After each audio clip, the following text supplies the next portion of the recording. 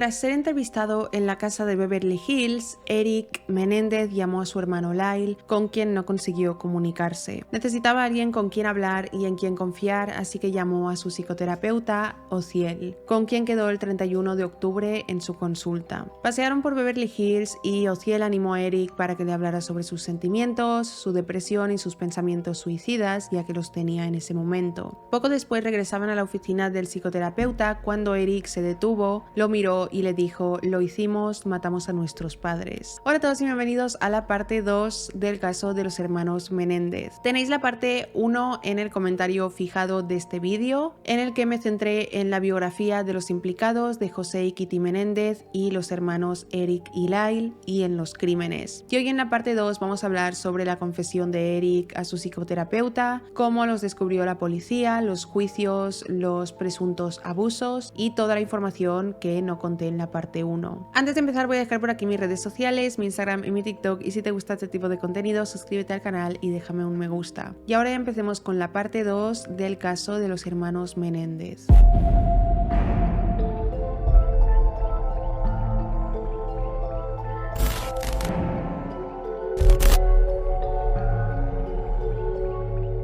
Tras confesarle a Ociel que habían matado a sus padres, Eric comenzó a contarle sobre que él y Lyle habían visto juntos la miniserie Billionaire Boys Club. Tras ver la miniserie hablaron sobre que creían que su padre José planeaba desheredarlos de su testamento y de lo terrible que eran sus vidas por lo dominante, controlador y exigente que era su padre. Según Eric, incitados por la miniserie, los hermanos se dijeron el uno al otro que debían matar a José. Kitty, su madre, presentaba un problema porque los hermanos no querían matarla, pero no podían pensar en una forma de matar a su padre sin matarla también a ella. En ese punto de la conversación, Ociel le dijo a Eric que no dijera nada más y que llamara a su hermano. Su hermano, impactado de que Eric hubiera confesado, salió corriendo hacia la consulta de Ociel. Mientras llegaba, Eric continuó contándole que habían hecho un viaje a San Diego para comprar escopetas y que creían que habían cometido el crimen perfecto. Habían sido cuidadosos y habían limpiado los casquillos de las escopetas, no tenían que preocuparse por las huellas dactilares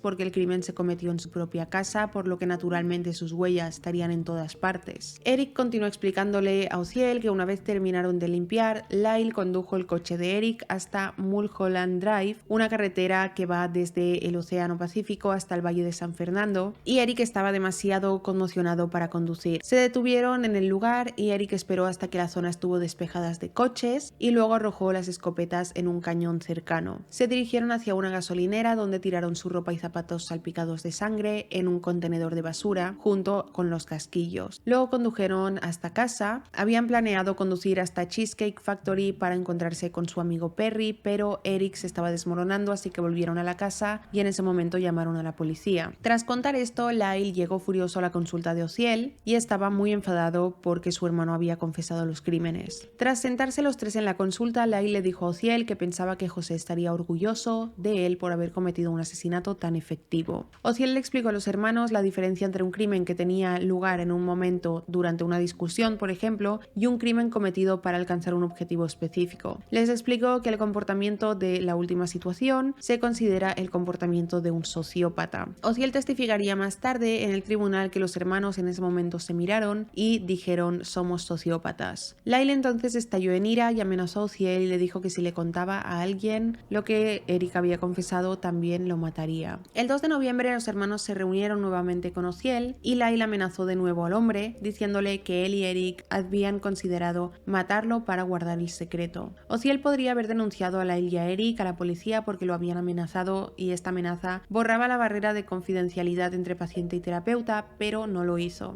En lugar de eso, empezó a tomar notas y comenzó a grabar sus sesiones con los hermanos, donde les hacía preguntas sobre los crímenes y ellos respondían. El 17 de noviembre los detectives Soler y Linhan entrevistaron a Craig Signarelli, el amigo de Eric. Signarelli dijo a los detectives que poco después de que ocurrieron los asesinatos, había visitado a Eric en la mansión de Beverly Hills. Eric le había preguntado a Crash si quería saber cómo había sucedido todo, y Crash supo inmediatamente de qué se trataba. Eric le dijo que la noche de los asesinatos, él y Lyle habían vuelto a casa para buscar su identificación falsa. Mientras Eric caminaba hacia su coche, después de encontrar su identificación, Lyle lo recibió con sus escopetas escopetas y le dijo hagámoslo. Según Craig, el plan era que Lyle disparara a José y Eric disparara a Kitty. Dijo a los detectives que Eric le dijo que él y Lyle entraron en la sala de estar. Lyle apuntó con su arma a José y le disparó. Luego se puso detrás de José y le disparó en la cabeza. Eric le dijo a Craig que no pudo dispararle a su madre y que cuando ella intentó escapar, Lyle fue quien le disparó. Craig recordó que Eric le dijo: después de que parecía que mi madre estaba muerta, le disparé 2 veces con mi pistola. Al final de contar esto a la policía, Craig dijo que en ese momento no supo si creerse o no a Eric, porque Eric le contó todo esto y al final le dijo: esto podría haber sucedido, así que no se lo estaba confirmando. Los detectives no estaban seguros de qué hacer con la historia de Craig y Soler se reunió con Pam Ferrero, la fiscal adjunta del distrito del condado de Los Ángeles asignada a este caso, y ella le dijo a Soler que aún no tenían suficiente información para presentar cargos penales contra los hermanos. Otro abogado de la oficina del fiscal del distrito sugirió que Craig usara un cable corporal y se reuniera con Eric para tratar de que confesara los hechos de nuevo, y la policía estaría escuchándolo todo. Soler no pensó que Craig lo haría, pero sorprendentemente este aceptó. Organizó una cena con Eric para el 29 de noviembre y la reunión tuvo lugar en el local Gladstone for Fish en Pacific Coast Highway. Durante la cena, cuando Craig intentó que Eric confesara, este le dijo que le mintió cuando le contó todo eso y que él y Lyle no tenían nada que ver con los asesinatos de sus padres. A medida que las semanas se convertían en meses, Soler, Lingham y Ferrero comenzaron a preocuparse, porque pronto se legalizaría el patrimonio de José y los hermanos acabarían recibiendo la fortuna de sus padres. Los detectives comenzaron a buscar las escopetas, sabiendo que éstas vincularían a los asesinos con el crimen. Soler se puso en contacto con el Departamento de Justicia para obtener una lista de tiendas que vendían escopetas en el condado de Los Ángeles y recibió una lista de 80 páginas. Soler creía que Lyle y Eric eran inteligentes y probablemente compraron las armas utilizando el nombre de uno de sus amigos. Buscaron y buscaron en las tiendas de estas 80 páginas, pero no encontraron nada. El 5 de marzo de 1990, los detectives recibieron una pista en el caso de una mujer llamada Judalon Smith.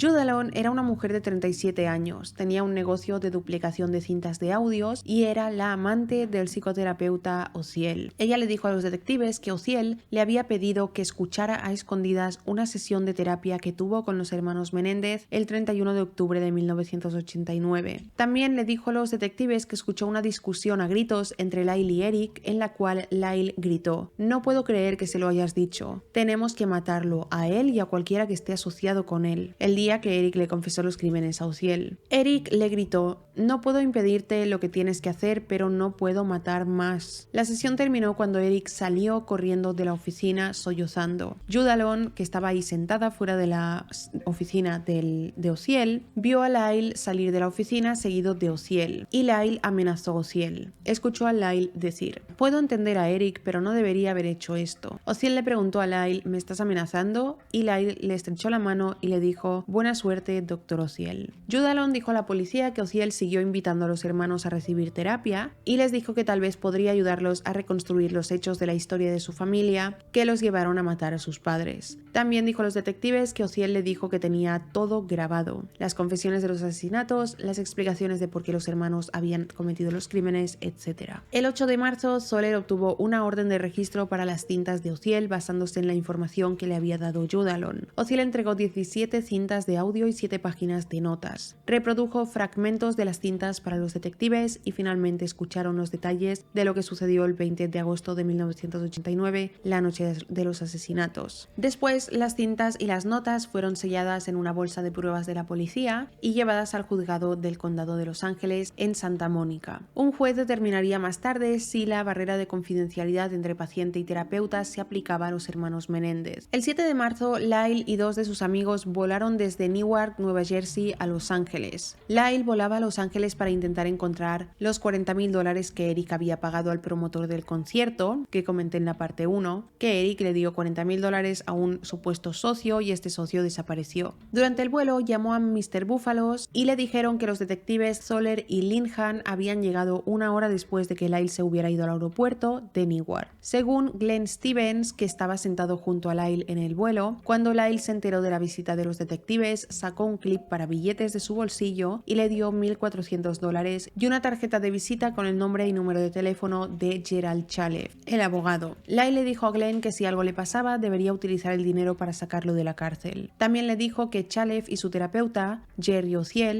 lo sabían todo. Alrededor de la 1 p.m. del 8 de marzo, Lyle y sus amigos decidieron salir a almorzar y los amigos de Lyle se subieron al jeep de Eric mientras Lyle se ponía al volante. El destino era la Cheesecake Factory, igual que la noche de los asesinatos. Al final de la calle de la mansión de Elm Drive, la policía de Beverly Hills estaba esperando a Lyle. Habían decidido no rodear la mansión ni asaltarla por la fuerza porque María Menéndez, la madre de José, en ese momento vivía allí. La policía hubiera preferido arrestar a Lyle y a Eric juntos, pero Eric en ese momento estaba en Israel jugando un torneo de tenis. Los policías vieron como el jeep que conducía Lyle se alejó de la mansión cuando vio que un Ford azul con una luz intermitente se había estacionado en el extremo de Elm Drive. Lyle detuvo el jeep justo antes de chocar contra el coche azul. Puso el jeep en reversa y se estrelló contra una camioneta que se había acercado detrás del jeep para bloquear la retirada de Lyle. Alguien gritó "sal del jeep". Lyle y sus dos amigos salieron del coche, los esposaron y los llevaron a la comisaría de West Hollywood. Lyle fue fichado en la comisaría y luego trasladado a la cárcel masculina del condado de Los Ángeles. Más tarde, el fiscal del distrito del condado de Los Ángeles ofreció una conferencia de prensa. Dijo que el motivo del crimen fue la codicia. Agregó lo siguiente: "No sé cuál es su experiencia, pero en la oficina del fiscal del distrito hemos visto que $14 millones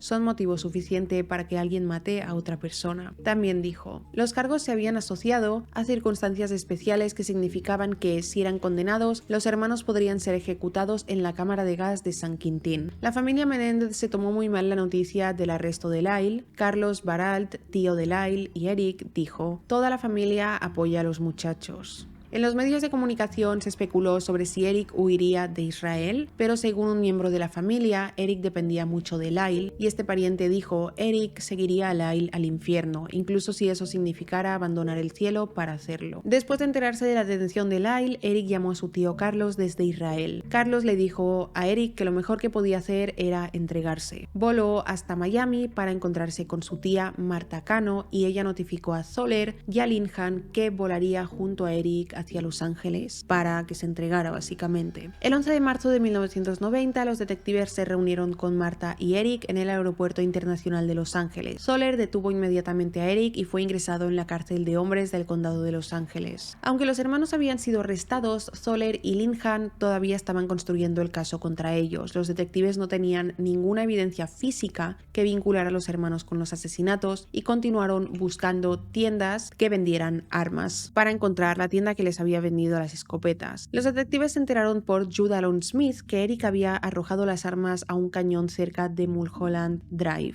Jude Allen también le dijo a Soler que las armas fueron compradas en San Diego, un lugar que Lyle conocía por haber jugado en torneos de tenis que se celebraban allí. Así que el detective obtuvo una lista de tiendas que vendían armas en San Diego y comenzó a buscar. Revisó todas las tiendas más pequeñas y no encontró nada. Entonces comenzó a revisar en las grandes cadenas de tiendas de descuento y el 14 de marzo fue a la tienda Big Five en Convoy Street. Cuando le pidió al empleado los registros de armas de fuego de la tienda, los detectives encontraron la venta de dos escopetas Mossberg calibre 12 por $199,95 cada una del 18 de agosto de 1989, 2 días antes de los asesinatos. El formulario estaba firmado por Donovan J.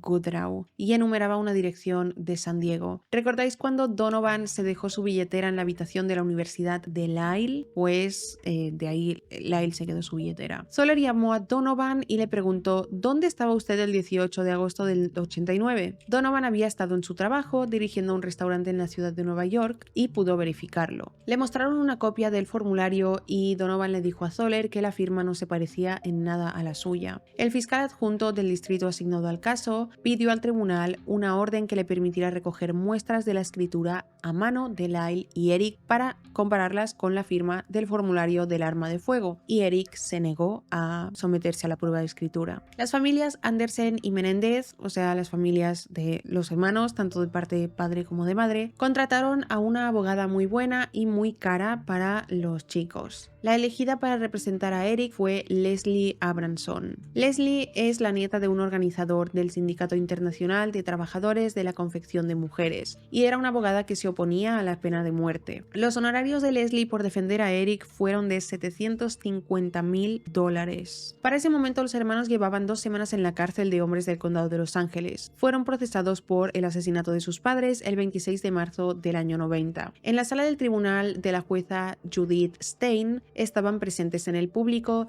Jamie Pisarcik, la exnovia de Lyle, Mark Hefferman, el instructor de tenis de Eric, su abuela María Menéndez y muchos otros familiares. La jueza Stein les ordenó a los hermanos que se pusieran de pie y la miraran de frente, así que lo hicieron, pero apenas se pudieron contener la risa. Stein leyó los cargos a los hermanos, dijo lo siguiente: se les acusa de asesinato múltiple con ánimo de lucro mientras acechaban con un arma de fuego cargada, por lo que si son declarados culpables podrían recibir la pena de muerte. ¿Cómo se declaran? Eric respondió: no culpable, señoría, y Lyle repitió: no culpable. Los hermanos fueron detenidos sin fianza a la espera de juicio, acusados de los asesinatos en primer grado con circunstancias especiales. Las familias contrataron a Jill Lansing para representar a Lyle. Jill era una mujer que acababa de abrir su propio bufete privado y tanto Jill como Leslie contrataron a más abogados para que las ayudaran. Leslie contrató a Marcia Morrissey y Jill contrató a Michael Burt, un experto en la ley de pena de muerte. Ahora vamos a pasar con todos los juicios y audiencias. Sí,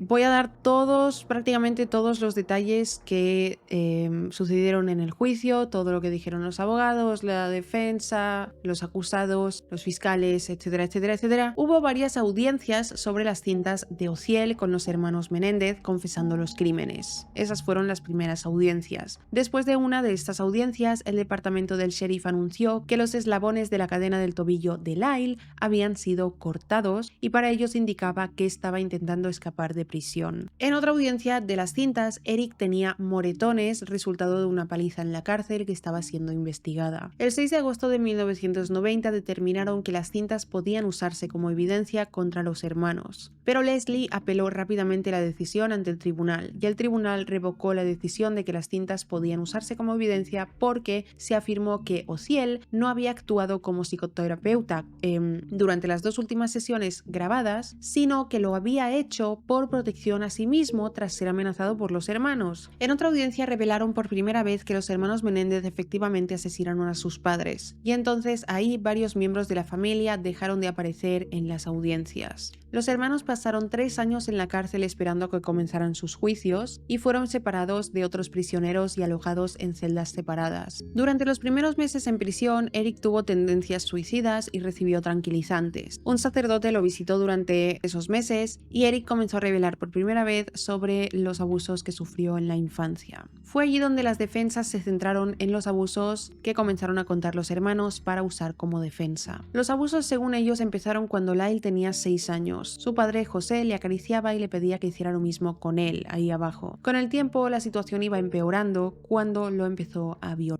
Le introducía objetos como cepillos de dientes o una especie de cepillo para afeitarse por sus partes. Dejó de abusar de Lyle cuando este tenía 8 años y entonces comenzó a abusar de Eric, con el que nunca pararía y lo abusaría hasta que los hermanos cometieron los asesinatos. En junio de 1990, Eric comenzó a recibir sesiones semanales de terapia con el Dr. William Vicary, un psiquiatra formado en Harvard. Por otro lado, Lyle durante los primeros meses en prisión pasó mucho tiempo en el teléfono. Hablaba a menudo con el director de Mr. Búfalos y esto hizo que otros prisioneros se quejaran de la cantidad y duración de sus llamadas telefónicas. Poco después de que los agentes del sheriff encontraran las cadenas de los tobillos de Lyle casi cortadas, llevaron a cabo una inspección de las celdas de Lyle y Eric y encontraron una carta de 17 páginas que había escrito Lyle hacia Eric junto con algunas notas en la celda de Eric. Las notas describían planes de viajar a Sudamérica y luego a Oriente Medio. Los agentes también encontraron un dibujo de un edificio con escaleras y puertas. Intentaron relacionarlo con los juzgados en los que habían estado Lyle y Eric, pero no pudieron encontrar un edificio al que se pareciera ese dibujo. En la carta de Lyle le dice a Eric que nunca testificaría en su contra, y le dijo: no soy una persona común, no no veo las cosas en términos de homicidio y cadena perpetua. Solo veo victoria, derrota, honor y deshonra. Papá está mirando y no lo decepcionaré una segunda vez, ni a mamá, dándome por vencido y haciendo que sus muertes sean en vano. El 8 de diciembre del 92, el gran jurado del condado de Los Ángeles acusó formalmente a los hermanos Menéndez de haber asesinado a sus padres. El caso de los hermanos contaba con dos circunstancias especiales que los hacían elegibles para ser condenados a la pena de muerte. La primera era que se había producido un asesinato múltiple mientras los hermanos estaban al acecho, y la segunda circunstancia que habían cometido los asesinatos con ánimo de lucro. El primer juicio se celebró en el Tribunal Superior del Condado de Los Ángeles, ubicado en el centro de gobierno del Valle de San Fernando, y el juez que dictaría su sentencia era Stanley Weisberg. El 14 de mayo del 93, el juez Weisberg dictaminó que los casos de Lyle y Eric se juzgarían juntos por razones de tiempo, costo y conveniencia. El juicio lo celebrarían juntos, pero serían juzgados por separado. El tribunal convocó a 1.100 personas para que formaran parte del jurado. Finalmente se formaron dos paneles de 12 jurados y 6 jurados suplentes. Los jurados potenciales debían completar un cuestionario de 122 preguntas y 15 de estas preguntas eran sobre el tema de abuso infantil,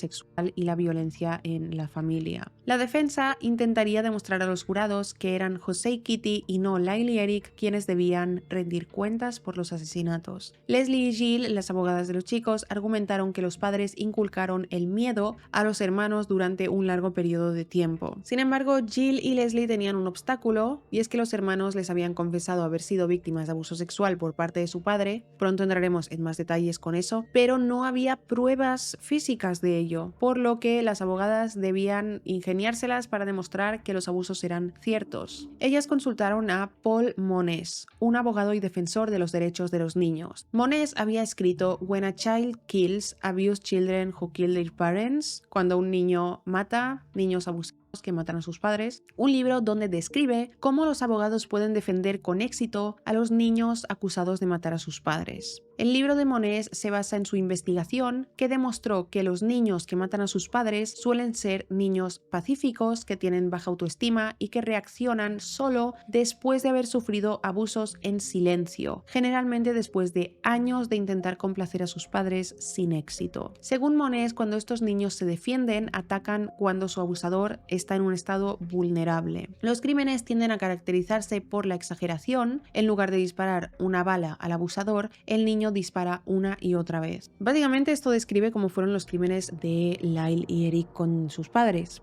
Jill y Leslie siguieron el consejo de Mones, quien decía que había que vestir a los clientes, en este caso a Lyle y a Eric, con suéteres de niños y pantalones khaki, lo que haría ver que los chicos eran niños, que ellos habían cometido los asesinatos con 18 y 21 años, pero las abogadas querían hacer que se les viera como si fueran niños. La defensa también se basó en una herramienta de diagnóstico desarrollada por una terapeuta para usarlo a favor de los sobrevivientes de abusos. La herramienta de esta terapeuta se basaba en una lista de secuelas del abuso sexual infantil. La lista tenía elementos que podían aplicarse en Lyle y Eric. En la lista dice cosas como que los niños que han sido abusados sexualmente en su infancia tienen miedo de dormir solos, bloquean los recuerdos en un periodo de tiempo de su vida temprana y guardan un secreto terrible y roban, cosas que habían hecho Lyle y Eric. Los comentarios que hacía Lyle encajaban con los elementos de esta lista. Sus comentarios daban a entender que intentaba disociarse de su familia, crear un mundo de fantasía, y en Eric también coincidía, por ejemplo, el tema de sus peluches con los que jugó hasta la adolescencia, entre otras cosas. Durante el juicio, su abuela María Menéndez y sus tías Marta y Teresita apoyaron a los hermanos, pero la mayor parte de la familia por parte de madre se ausentó, no se presentó a los juicios. El juicio fue transmitido por Court TV, dado el interés público, por eso todo el juicio está disponible aquí en YouTube. El juicio comenzó el 20 de julio del 93. La fiscal principal contra los hermanos Menéndez, Pamela Bozanich, expuso el caso contra Lyle. Pamela describió la brutalidad de los asesinatos, las heridas que recibieron los padres y sentó las bases de su teoría de que los hermanos habían matado a sus padres mientras acechaban, mientras ellos dormían. Describió cómo Lyle había contratado guardaespaldas después de los asesinatos porque, según él, temía por su seguridad. Dijo al jurado: por lo que sabemos ahora, esa insinuación de que su propia vida podría haber estado en peligro debido a los asesinatos de sus padres era una mentira. E hizo énfasis en que si Lyle y Eric pudieron mentir con tanta frecuencia tras los asesinatos y con tanto detalle para evitar ser atrapados, también podían estar mintiendo sobre el abuso infantil para evitar la pena de muerte. Expuso el tema de que los hermanos gastaron mucho dinero tras los asesinatos y Jill, la defensa de Lyle, dijo: no estamos discutiendo cuándo sucedió, lo único en lo que tendrán que centrarse en este juicio es por qué sucedió. Lo que les demostraremos es que los asesinatos se cometieron por miedo. Miedo a dos padres que eran tan brutales, tan manipuladores, tan sexualmente perversos que llevaron a sus propios hijos al acto más desesperado de profanación. Dijo que los hermanos mataron a sus padres porque temían por sus vidas después de enfrentarse a su padre durante un calvario de años de abuso sexual, físico y mental. Jill explicó que días antes de los asesinatos, Eric le reveló a su hermano que su padre había estado abusando de él durante 12 años. Esta revelación perturbó tan profundamente a Lyle porque él también había sido abusado por José desde los 6 hasta los 8 que decidieron asesinarlo. Según Jill, Lyle le dijo a su padre que dejara que se llevara a su hermano pequeño y se fuera de casa, a lo que José le respondió: haré lo que quiera con mi hijo y nadie me va a amenazar. Básicamente, Lyle se sintió amenazado por su padre y fue entonces cuando los hermanos condujeron hasta San Diego para comprar las escopetas. Jill dijo al jurado que ninguno de los hermanos había hablado sobre el abuso hasta después de haber sido arrestados y encarcelados durante muchos meses porque su vergüenza era muy grande. Los hermanos le habían contado a un miembro de la familia sobre el abuso y este miembro de la familia se lo había contado a los abogados defensores. Luego también entraremos en más detalles de esto. Por otro lado, Lester Kuriyama era un fiscal experimentado que estaba convencido de que los hermanos eran unos mentirosos y manipuladores que merecían el peor castigo de la ley. Constantemente se refería a ellos como unos farsantes. En su declaración de apertura ante el jurado de Eric, Kuriyama dijo que los hermanos querían ejecutar a sus padres y no ser atrapados. Dijo que en la confesión de Eric a Ociel, este le dijo que sentía que su padre era demasiado controlador y que José lo criticó y le impidió hacer lo que quisiera. Aparte, Eric pensaba que su padre lo había desheredado de su testamento y que esa era otra razón para deshacerse de él. Kuriyama siguió explicando que Kitty fue asesinada porque ella habría sido testigo y se habría sentido miserable y suicida sin José. Terminó su declaración inicial diciendo al jurado que los hermanos intentaron crear una red de engaños que incluía coartadas falsas, mentiras a la policía, una licencia de conducir robada, utilizada para comprar las armas del crimen y el empleo de un experto en informática para borrar un archivo de la computadora de Kitty. Leslie defendió a Eric y a Lyle diciendo al jurado que Lyle había actuado de la manera que tenía que hacerlo para defender a su hermano. Eric necesitaba ser defendido porque él era la víctima real de la familia. Reconoció que la revelación de Eric sobre el abuso podría parecer sospechosa, especialmente después de haber pasado un tiempo en la cárcel, pero eso no significaba que se lo hubiera inventado. Dijo que la razón por la que Eric no dijo la verdad antes fue porque no confiaba en el Dr. Ociel ni en su mejor amigo Craig Signarelli. Continuó describiendo que Eric fue preparado por José para su satisfacción sexual y que no podía recurrir a Kitty, su madre, en busca de ayuda y consuelo porque encontraron en ella a una madre perturbada que infligía abusos físicos, psicológicos y también sexuales en sus hijos. Pudieron demostrar que Kitty era una mujer inestable y obsesiva, pero los fiscales no permitieron que los abogados describieran con gran detalle los problemas de Kitty con el alcohol y con los medicamentos recetados. Leslie comenzó a describir acontecimientos de las semanas antes de los asesinatos. Una semana antes de los crímenes, la familia estaba cenando en la mesa cuando comenzó una pelea a gritos entre Kitty y Lyle. Kitty se levantó y les tiró el peluquín a Lyle de la cabeza. Aparentemente, Lyle había perdido la mayor parte de su cabello cuando tenía 14 años y usaba un peluquín porque su padre le había dicho una vez que era mejor para su imagen si parecía que tenía una cabeza llena de cabello. Eric afirmó que no sabía que su hermano usaba peluquín y quedó conmocionado tras descubrirlo, e hizo que sintiera que debía confiar también su secreto a su hermano. Es cuando Eric le dijo a Lyle que José había estado abusando de él durante años. Esto los llevó a querer comprar las pistolas, pero no pudieron porque las armas tenían un periodo de espera de 2 semanas. Debido a que tenían tanto miedo y sentían que no tenían tiempo que perder, condujeron hasta San Diego donde compraron las escopetas. Una semana antes de los asesinatos, José le dijo a Eric que tendría que dormir en casa varios días a la semana para que José y Kitty pudieran hacer un seguimiento de sus tareas escolares. Eric pensó que eso significaba que el abuso sexual continuaría. También Eric y Lyle temían que sus padres quisieran matarlos. Después de esta declaración por parte de Leslie, Abramson, Bozanich y Kuriyama recordaron a los jurados que Eric le había confesado al Dr. Ociel que había matado a José debido al duro trato que éste le había dado, pero nunca había mencionado una vez más lo de los abusos sexuales. Los hermanos nunca habían hablado del abuso hasta que necesitaron una defensa legal, casi 7 meses después de los asesinatos. La fiscalía comenzó su caso reproduciendo la llamada de Lyle al 911 al departamento de policía de Beverly Hills, que ahora sabían que todo era una puesta en escena, así que querían demostrar que Lyle era muy buen actor. Entonces comenzaron a hablar los testigos. El oficial Michael Butkus testificó que vio a Lyle y a Eric correr. Esta era el oficial que estuvo en la escena del crimen cuando ellos hicieron la llamada. Vio a Lyle y Eric correr y gritar después de los asesinatos, pero no llorar por las muertes de sus padres. El siguiente testigo fue el capitán del barco que llevó a la familia Menéndez a pescar tiburones el 19 de agosto del 89, un día antes de los asesinatos. Describió lo extraña que era la familia y cómo los hermanos habían pasado casi todo el viaje de 7 horas en barco acurrucados juntos en la parte delantera del barco. Leslie dijo a los periodistas que la razón por la que los hermanos se habían quedado solos en el barco era porque temían que ese viaje en barco fuera una trampa para matarlos. Por otro lado, Soler, otro de los detectives que estuvo en la escena del crimen, describió cómo los hermanos regresaron a la mansión de los Menéndez y a la escena del crimen a las 5:30 am del 21 de agosto del 89, donde pidieron que les dejaran recoger sus raquetas de tenis. Ese día a los hermanos no se les permitió entrar a la casa porque el forense estaba examinando los cuerpos de sus padres. El 26 de julio, Craig Signarelli, el amigo de Eric, testificó sobre su visita a la mansión de los Menéndez 12 días después de los asesinatos, donde Eric le describió a Craig cómo sucedieron las cosas. Esta fue la primera vez que los jurados escucharon la versión de Eric de los eventos que ocurrieron en la sala familiar y cómo difería con la historia de dos jóvenes aterrorizados que mataron por miedo a que estuvieran a punto de ser asesinados. Signarelli al contrastar la historia que Eric le contó a Craig. Craig también le dijo a los jurados que Eric nunca le había contado sobre ningún abuso físico, psicológico o sexual. También habló sobre el guión llamado Friends que habían escrito él y Eric, pero el juez dictaminó que ese guión no podía usarse como prueba porque había sido escrito demasiado tiempo antes de los asesinatos como para ser relevante. Donovan Goodrow, el otro amigo que Lyle le robó la billetera, testificó que su billetera con su identificación quedó olvidada en el dormitorio de Lyle en Princeton cuando lo obligaron a irse después de ser acusado de robar. Donovan también testificó que una vez él le había confesado a Lyle que cuando era pequeño fue abusado sexualmente y que Lyle no le contó a él en ningún momento que él también había sido abusado. Pero recuperaron una entrevista donde Donovan había dicho que sí, que sabía que José había abusado de Lyle, así que esta entrevista contradecía su testimonio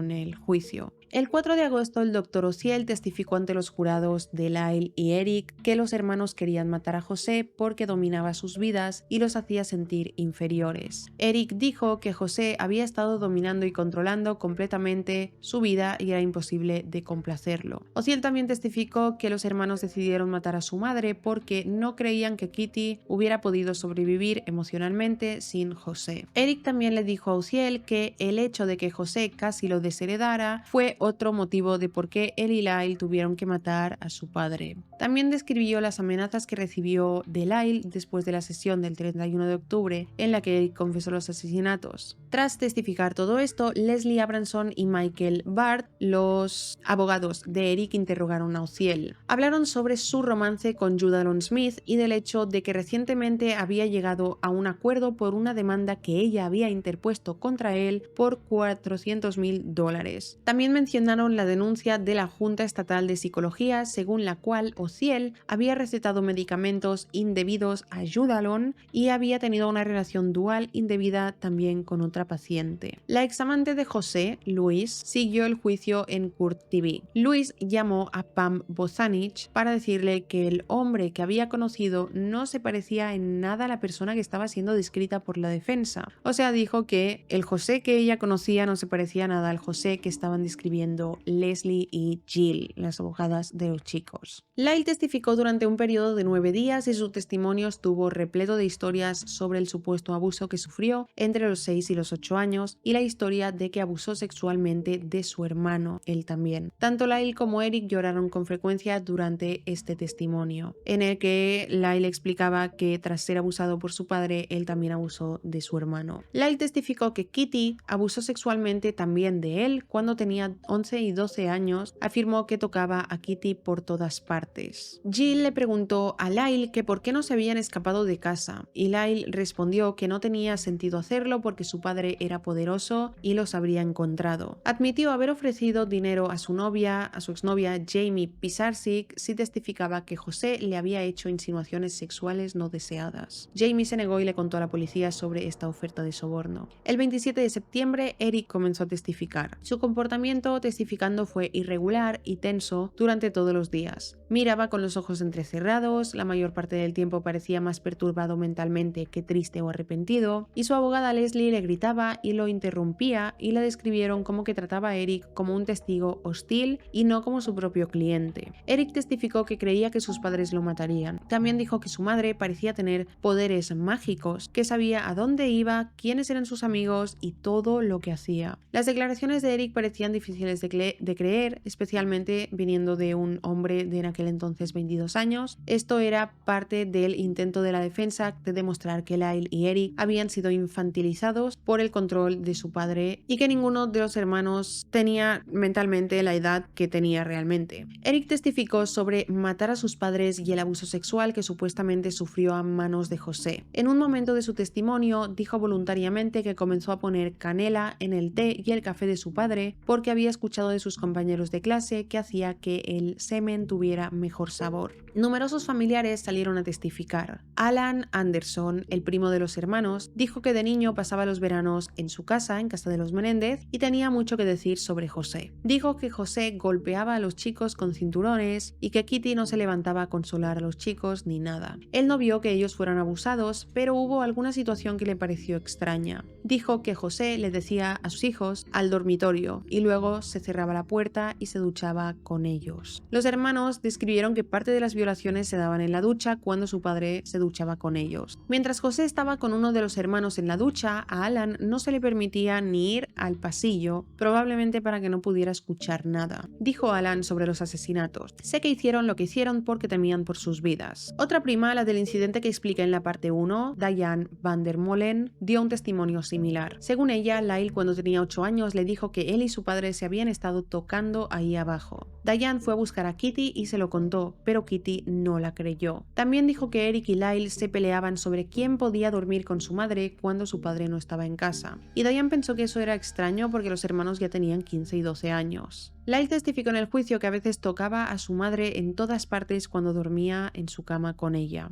Andy Cano, otro primo, testificó sobre que Eric a los 13 años le dijo: mi padre me ha estado masajeando el pene, y le pidió que no se lo contara a nadie. Un testigo había testificado sobre varias revistas pornográficas gay que se encontraron en la casa, lo que implicaba que pertenecían a José supuestamente, pero no se podía corroborar la afirmación de que José había disfrutado del sexo con hombres. Sin embargo, tampoco podían saber exactamente a quién pertenecía la revista. El 14 de octubre la defensa inició una nueva fase de su caso al intentar explicar a los jurados por qué Lyle y Eric Menéndez podían haber creído que sus vidas estaban en peligro inmediato, a pesar de que sus padres no estaban armados. Ann Tyler, una psicóloga de Salt Lake City, fue la primera de una serie de expertos en testificar. Ann Tyler testificó que los hermanos Menéndez sufrían de una condición llamada indefensión aprendida, que se produce como resultado de un abuso intenso y repetido. Testificó Testificó que no tenía ninguna duda de que José y Kitty Menéndez habían abusado psicológicamente de sus hijos pequeños de prácticamente todas las formas posibles. Durante las audiencias de Eric y Lyle, aparte de describir los abusos sexuales de sus padres hacia ellos, en momentos también hablaban sobre el respeto y el amor que les tenían. El hermano de Kitty Menéndez, Milton Andersen, le dijo al periódico de su ciudad natal que la defensa de los hermanos era una tontería y que creía que sus sobrinos habían matado por codicia. Dijo: "Mi hermana Kitty no abusó de sus hijos", y dijo que sentía que José y Kitty simplemente no habían disciplinado lo suficiente a Eric y a Lyle. Anne Burgess, profesora de enfermería psiquiátrica y de salud mental de la Universidad de Pensilvania y experta en análisis de la escena del crimen, fue la segunda experta de la defensa que testificó. Examinó las fotografías de la sala de estar de la familia Menéndez, donde fueron asesinados, y testificó que se trataba de una escena del crimen desorganizada y que no podía haber sido el producto de un asesinato premeditado. También testificó sobre la naturaleza aleatoria de las heridas, que la llevó a creer que hubo un elemento de exageración en el crimen y que esto demostraba una falta de planificación. El 21 de octubre testificó Stuart Hart, profesor de la Universidad de Indiana, testificó sobre su creencia de que Lyle había sido severamente maltratado psicológicamente.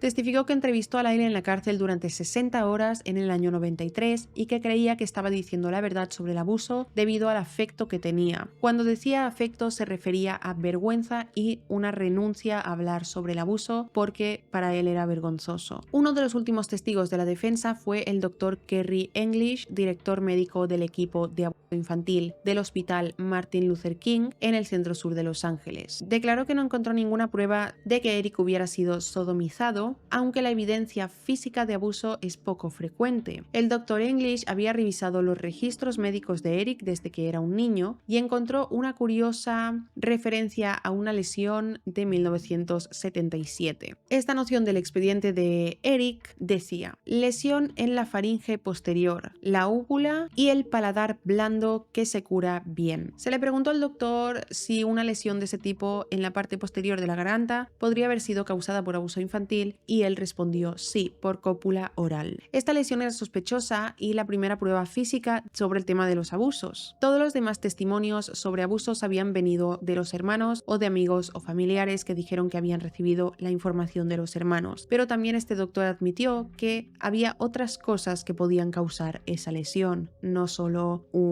la cópula oral. El siguiente testigo fue Ed Fenno, quien había sido huésped de la familia Menéndez. Declaró que fue testigo de cómo José se había sentido decepcionado cuando Eric rechazó la oportunidad de asistir a la UC Berkeley en favor de la UCLA. José pensaba que Berkeley era una mejor escuela académicamente que la UCLA y se sintió muy decepcionado por la decisión de Eric, quien prefería ir a la UCLA porque tenía un mejor equipo de tenis. El testimonio de Fenno demostró que Eric había tomado la decisión de asistir a la UCLA por su propia cuenta. Le preguntaron a Ed Fenno si alguna vez vio a Eric mentirles a sus padres y Fenno respondió: era algo común que ambos hermanos mintieran. Otro testigo fue Grant Walker, un hombre que limpiaba la piscina de los Menéndez. Testificó que estaba en la mansión de los Menéndez arreglando el interruptor del control automático del spa el sábado 19 de agosto, día antes de los asesinatos. Walker dijo que vio a Lyle jugando al tenis con otro hombre, mientras Eric estaba de pie junto a José y Kitty, que estaban sentados en una mesa del patio cerca de la cancha de tenis. Walker testificó que vio a Kitty hablando con Lyle sobre su juego de tenis. Lyle respondió enfadado a Kitty y utilizó una vulgaridad. Walker dijo también que Eric parecía enfadado con sus padres. Esta fue un testimonio contundente porque según este hombre los hermanos estaban con sus padres el día anterior a los asesinatos, pero los hermanos habían testificado que se habían mantenido lejos de casa porque temían ser asesinados por sus padres. Flor Suria era la ama de llaves de la familia Menéndez y había dormido en la mansión de lunes a viernes durante el tiempo que estuvo empleada por la familia. Ella testificó que nunca vio a Kitty ni a José gritarle a sus hijos y también testificó que no escuchó a Lyle llorar cuando supuestamente le quitaron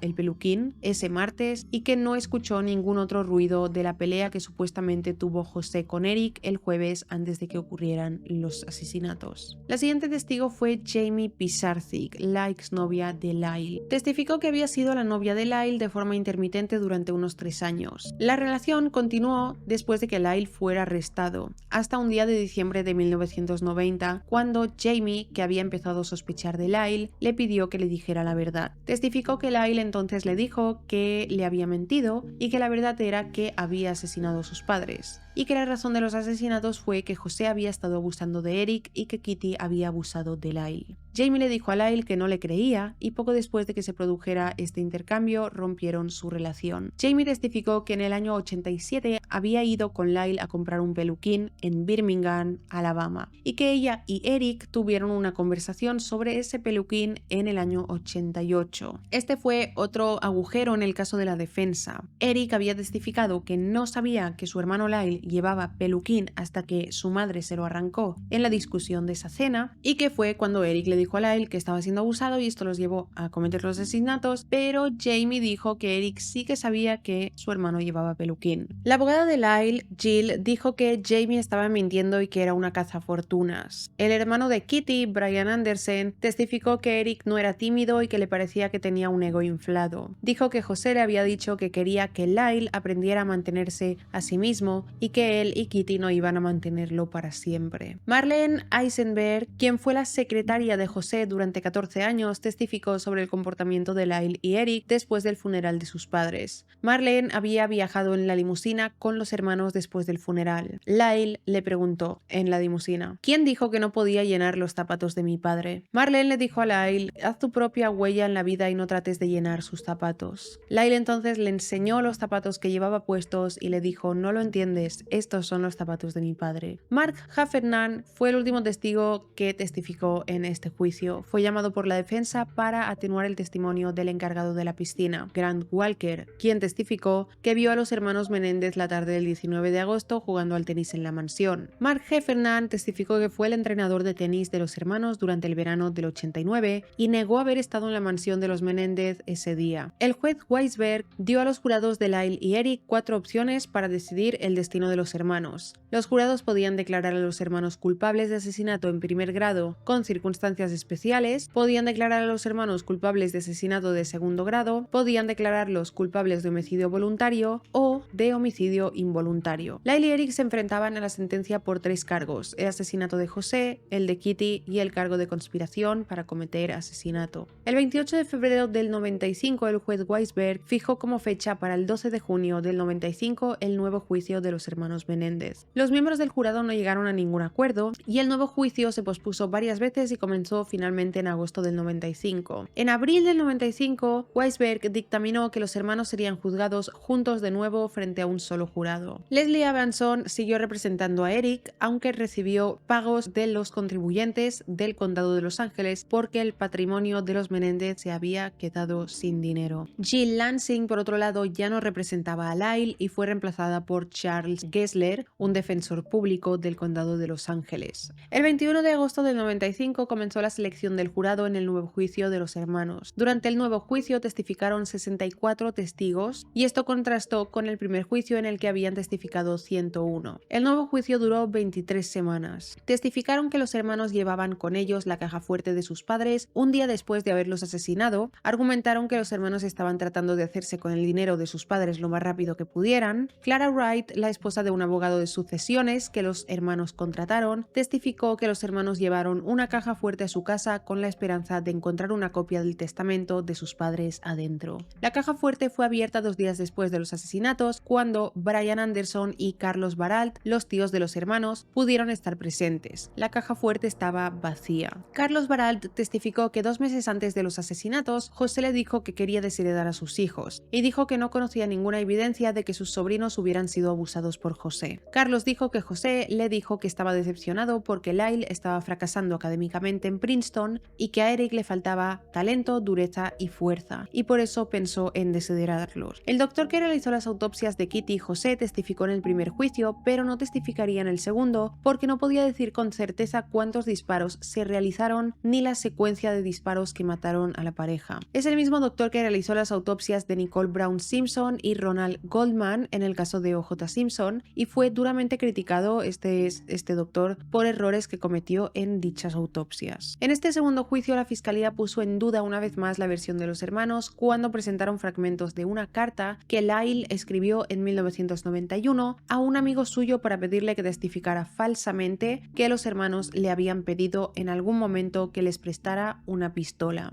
El 6 de diciembre, Eric Eric testificó de nuevo, lo hizo como en el primer juicio, donde describió los detalles de los supuestos abusos sexuales que José le infligió. Testificó que sus padres eran violentos, que Kitty lo humillaba y lo degradaba y José lo golpeaba y abusaba de él. Le dijo al jurado que amaba a sus padres y que no los mató por odio, ni por dinero, ni por abuso. Testificó que temían que sus padres los mataron a ellos porque amenazaron con revelar el supuesto abuso sexual. Durante el tercer día del testimonio de Eric, el juez Weisberg limitó su testimonio a las acusaciones de abuso infantil, rechazó por irrelevantes algunas de las historias que la defensa quería presentar. La defensa argumentó que el trauma infantil de los hermanos era fundamental para el juicio, para que se pudiera entender por qué los hermanos pensaban que sus padres planeaban matarlos. Eric testificó que José le había dicho que los había excluido de su testamento porque no estaban cumpliendo con sus expectativas. Eric fue sometido a un examen psicológico y el doctor John Wilson, profesor de psicología de la Universidad Estatal de Cleveland, testificó que Eric sufría de trastorno de estrés postraumático en el momento que mató a sus padres. Testificó que la causa de este trastorno de Eric fueron los repetidos actos de abuso sexual, físico y psicológico que experimentó a manos de sus padres, y que sufría los síntomas clásicos del trastorno de estrés postraumático que incluían pesadillas y amnesia. El siguiente 12 de enero, la defensa de Lyle cambió la dirección de la defensa. El abogado le dijo al tribunal que planeaba argumentar que Lyle mató a sus padres en un arrebato de miedo e ira, y el motivo de cambio de estrategia fue porque Lyle no podía testificar, ya que los fiscales habían grabado conversaciones entre él y una chica llamada Norma Novelli, con quien intercambiaba cartas desde la cárcel y llamadas, y ella escribió un libro con toda la información que le había confiado Lyle. En estas conversaciones él le hablaba sobre cómo había sorprendido al jurado durante las declaraciones de los abusos sexuales, como que parecía que le dijo que había actuado o exagerado un poco. Además de eso, la fiscalía también descubrió una carta que Lyle le había escrito a una exnovia instruyéndola sobre cómo testificar en el primer juicio. Debido a que Lyle no testificó, sus abogados no pudieron llamar a expertos de abuso infantil para que testificaran sobre su estado mental. El doctor Park Elliott Dietz, un psiquiatra forense, testificó que Eric no sufría de ningún trastorno que pudiera afectar su capacidad de tomar decisiones racionales la noche que asesinó a sus padres. Diagnosticó que Eric sufría de trastorno de ansiedad generalizada, la incapacidad de controlar su inquietud, preocupación e irritabilidad, y estos diagnósticos se dieron después de haber entrevistado a Eric durante 16 horas. La defensa sostuvo que Eric sufría de estrés postraumático, de trastorno de estrés postraumático, y Dietz testificó que era imposible diagnosticar a Eric con este trastorno porque no tenía forma de saber si los hechos que supuestamente sucedieron eran ciertos. El 16 de febrero, el juez Weisberg dictaminó que no había pruebas suficientes de que los hermanos estuvieran en peligro inminente cuando dispararon fatalmente a sus padres. El 20 de agosto, dictaminó que la defensa podía argumentar que los hermanos dispararon a José en un arrebato de pasión, pero no a Kitty. Dictaminó que había pruebas suficientes para demostrar que José podría haber provocado a sus hijos para que cometieran un homicidio, pero no había pruebas suficientes para demostrar que Kitty los provocó. David Cohn, asistente del fiscal del distrito, el 20 de febrero dijo sobre los abusos sexuales que decían haber sufrido los hermanos: "Es la historia más tonta y ridícula jamás contada en un tribunal", e instó a los jurados a declarar a los hermanos culpables de asesinato en primer grado y no de homicidio involuntario. Dijo que Eric era egoísta y estaba lleno de mentiras e inconsistencias. Dijo a los jurados que debían rechazar las afirmaciones de Eric de que su padre abusó sexualmente de él. El 29 de febrero los argumentos finales terminaron con Cohn diciendo al jurado que Lyle y Eric culparon a sus víctimas, llevaron a sus padres a juicio, crearon una inteligente excusa de abuso y dijeron muchas mentiras para justificar los disparos a sus padres. El 1 de marzo el jurado comenzó a deliberar y el 14 de marzo se destituyeron 2 mujeres del jurado, incluida la presidenta del jurado, por razones médicas. La presidenta del jurado había sufrido un ataque cardíaco y otra jurado mujer había tenido un parto prematuro. El nuevo jurado estaba compuesto por 8 hombres y 4 mujeres. El 20 de marzo, después de 4 días de deliberación, el jurado condenó a los hermanos Menéndez por 2 cargos de asesinato en primer grado y conspiración para cometer asesinato. Los jurados también encontraron que había 2 circunstancias especiales asociadas a los asesinatos: acecho y asesinato múltiple. Debido a que se encontraron circunstancias especiales, solo había 2 opciones de sentencia: cadena perpetua sin posibilidad de libertad condicional o muerte por ejecución. La fase de determinación de la pena comenzó el 22 de marzo del 96 y se completó en 3 semanas. La defensa llamó a 18 testigos para que testificaran a favor de los hermanos. El 4 de abril, durante la segunda semana de la fase de determinación, ocurrió en el tribunal un hecho inesperado. El doctor Vicari, el psiquiatra, admitió que había manipulado sus notas siguiendo instrucciones de Leslie Abramson. Vicari admitió que había omitido de sus notas secciones enteras que contenían declaraciones incriminatorias de Eric Menéndez. El 5 de abril, Leslie Adamson invocó su privilegio a la quinta enmienda para no incriminarse a sí misma, cuando se negó a responder 2 preguntas sobre su posible mala conducta con respecto a las notas de Vicari. Las notas contenían pruebas incriminatorias contra Eric. Una de las secciones señalaba que Eric le había dicho a Vicari que pensaba en cómo sería vivir sin sus padres. En otra sección, Eric le dijo a Vicari que él y Lyle habían hablado de hacer algo drástico, pero las notas no especificaban exactamente qué quería decir con hacer algo drástico. En otra sección, Eric le dijo a Vicari que el amante homosexual de José visitó la mansión 2 días antes de que ocurrieran los asesinatos y les dijo a los hermanos que sus padres los iban a matar. Vicari admitió más tarde que Eric le había dicho que esa historia en realidad era mentira, lo del amante de José. El 11 de abril, David Cohn presentó sus argumentos finales. Sostuvo que los hermanos Menéndez debían ser condenados a muerte porque decidieron matar a sus padres de una forma horrible y brutal. El 17 de abril, después de deliberar durante 3 días, el jurado decidió que la cadena perpetua era el castigo adecuado para Lyle y Eric. El jurado dijo que la defensa del abuso no fue un factor para sus deliberaciones y que decidieron perdonarles la vida a los hermanos porque ninguno de ellos tenía antecedentes penales ni de violencia,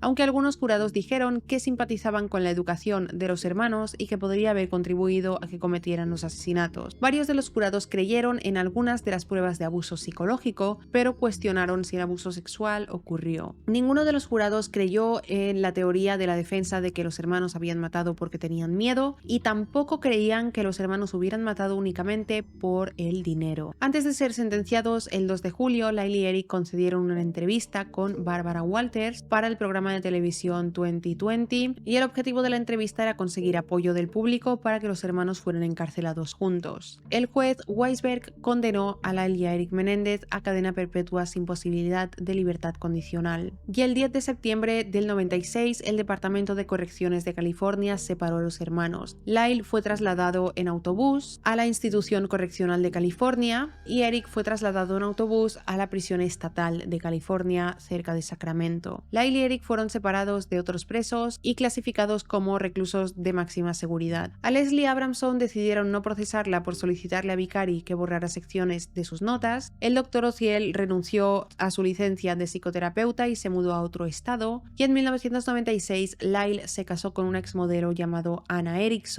con quien se conoció enviándose cartas, y se casaron mediante teléfono. En 2001 se divorciaron ya que Anna aseguró que Lyle la engañaba intercambiando cartas con otras mujeres. En 2003 volvió a casarse con una mujer llamada Rebecca Smith, con quien se conocía desde hacía 10 años, y Eric se casó en el 99 con una mujer llamada Tammy, con quien se conoció mediante intercambio de cartas. Ella, Tammy, decidió escribirle cuando se enteró de su situación y pensó que jamás le contestaría, pero Eric dijo: "Vi la carta de Tammy y sentí algo. Recibí miles de cartas, pero tuve una sensación y le respondí. Tammy y yo continuamos escribiéndonos. Disfrutaba escribiéndole. Fue una amistad lenta. Fue especial para mí porque no estaba asociada con el juicio ni con los medios de comunicación. Tammy era alguien que no estaba en medio de la locura". Llevan casados más de 20 años y actualmente siguen casados. En el año 2018, tras 22 años separados sin verse, los hermanos fueron trasladados a la misma unidad en la instalación correccional Richard J. Donovan. Si bien durante todos esos años los testimonios de Lyle y Eric contra su padre José habían sido cuestionados, un exmiembro de la banda Menudo, Roy Rosselló, relató recientemente que presuntamente fue violado por José Menéndez cuando tenía 14 años. Roy, que ahora tiene 54 años, afirmó que a principios de los 80 fue a casa de José Menéndez y José le dio una copa de vino. Tras beberla sintió que no tenía control sobre su cuerpo. José lo llevó a una habitación y lo...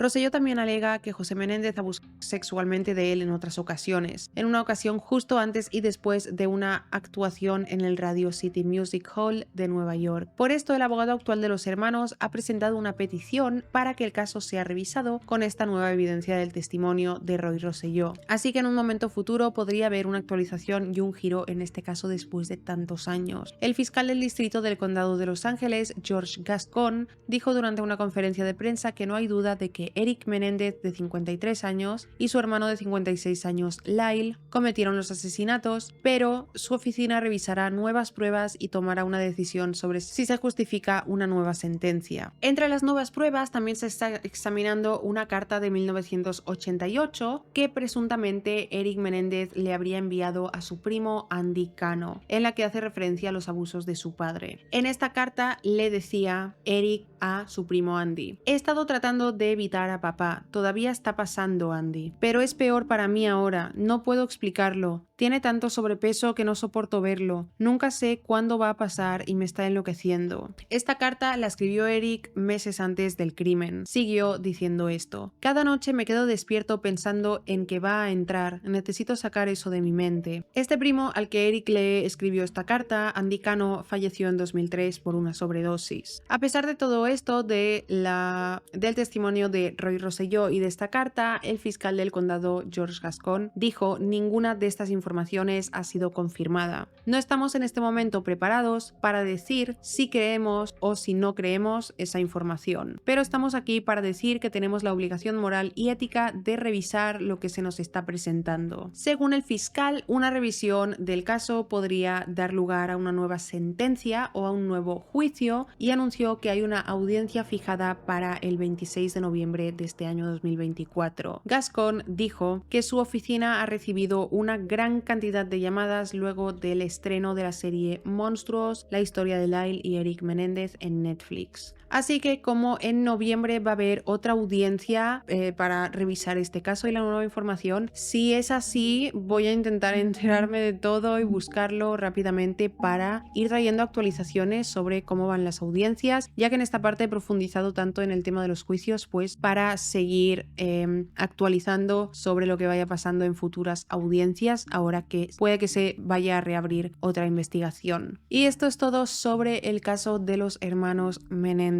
Dejadme en comentarios qué opináis sobre este caso. Quiero saber qué pensáis. ¿Qué motivo creéis que llevó a los hermanos a matar a sus padres? Yo no dudo que sufrieran abusos y los asesinatos fueron demasiado brutales. Algo que pasa muy a menudo en casos que traigo al canal de hijos que han matado a sus padres para heredar el dinero es que nunca los matan ellos mismos, sino una tercera persona que no tiene nada que ver con la familia, a quien ellos le piden a cambio de pagarle dinero que cometan el asesinato. Pero en el caso de Eric y Lyle me parece que fue un crimen extremadamente brutal ir al salón y disparar a sus padres tantas veces con escopetas como para que el único motivo fuera el dinero o algo así. Así que bueno, si habéis llegado hasta aquí, gracias. Ha sido un caso muy largo, la parte 1 y la parte 2 ha sido todo muy largo. No olvidéis dejar un me gusta si os ha parecido interesante e informativo. Iré actualizando cuando hagan audiencias, aunque la actualización dure 5 minutos de vídeo, me gustaría